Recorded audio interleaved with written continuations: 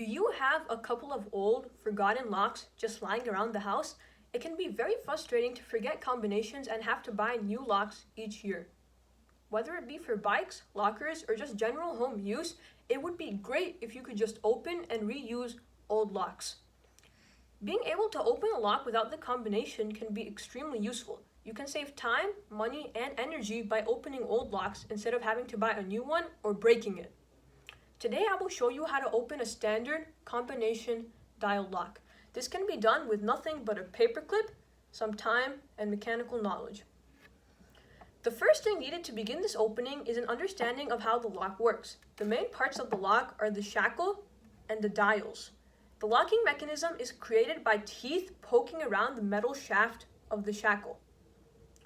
The dials, which resemble donuts, surround the shackle, and the teeth prevent the shackle from being pulled through the dial's hole. However, one part of the dial has a small extra gap, making the hole bigger in that area. When the dials are all turned to align with the teeth of the shackle, it can be pulled out and the lock can be opened. Now that we understand how the lock works, we can begin to figure out how to manipulate it and pick it open.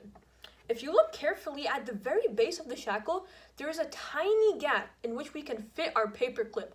Let's try to push it in. As you can see, I am encountering some resistance. This is because the dial is blocking the way, just as it does for the shackle. However, once the dial is turned and the gap is in the way of our paperclip, it will sink through. I will keep turning the dial and pushing in the paperclip until it sinks through.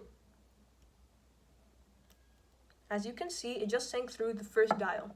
I must do this for all the dials until they're all correctly aligned. The second dial has just been pushed through. The third dial has just been pushed through.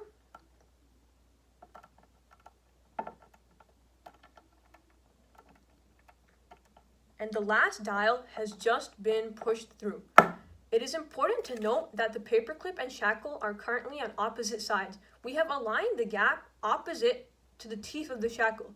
All we have to do now is turn each dial 180 degrees and the lock should open right up.